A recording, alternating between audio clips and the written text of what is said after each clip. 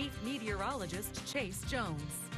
Well, as we watch those clear skies push in, we're watching some of that colder air make its way down from the north, and by tomorrow night could all the way be down below freezing, but could be into the 70s by the end of the week. We still have our eyes peeled for any rain shower activity, but unfortunately looking like only a little bit of cloud cover. Take a good look all the way down to the 40s last night, made a good 30-degree run up into those mid-70s, then watch how fast we cooled off down into those 50s as those winds started to turn out of the north. Now it's going to drop 10 more degrees into those 40s, so let's prepare for some of that cold weather, including some of these high winds, by tying down the decorations ahead of time. At 50 degrees in San Angelo, everybody else in a combination of those mid to lower 40s across the entire region. Finally seeing those blues slide their way in from the north. 45 down there in Ozona, 52 up there in Sterling City. We're sort of all over the place right now, but it's still looking like 6 degrees across the entire Concho Valley, unless you want to count Mason all the way to here, San Angelo, if not Coleman, 11 degrees. So definitely some cold air making its way in very quickly. Of course, the humidity values are pretty interesting. Take a good look up there in Robert Lee.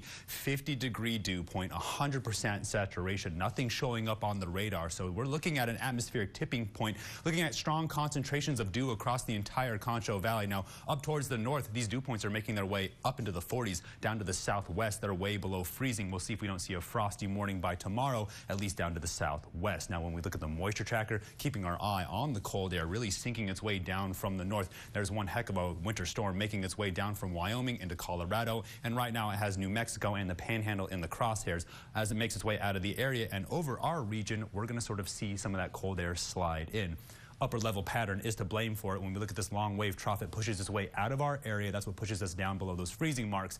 Then we start to see some of those storms mostly hang up towards the northern part of the nation, and that's where we'll see those temperatures gradually push back up into those 70s, and those overnight lows will warm up into those 50s. Now, you hear me talk a lot about some of those warmer winter conditions. This is sort of what we're looking at when we look at the water vapor imagery. There's our winter storm, and right behind it, we're going to see some of that cold air make its way in. It's going to pull out of the area very quickly, and right behind it, we're going to see all that cold air make its way in. It's going to hold most of these storms up towards the north. When we look at the severe weather outlook for tomorrow, it's still around the Gulf Coast region all the way over into the Carolinas. And when we take it down to the surface, this storm has caused all sorts of problems today, including some tornado warnings. As that flush flooding made its way out of the area, we start to see as it pulls the cold air down from the north, it starts to mix with some of that moisture that made its way off from the west coast, and that dumps feet of snow across the Rocky Mountains. By the time it runs out of snow, it just turns into cold air, where we're expecting some of those higher winds again by tomorrow. Now, we're keeping our eye on sort of that cloud cover as it pushes its way through in waves. By tomorrow, we'll see it clear up around that lunchtime hour. It's going to shape up for a beautiful Wednesday, but those clear skies definitely mean some higher winds. And then by Thursday evening,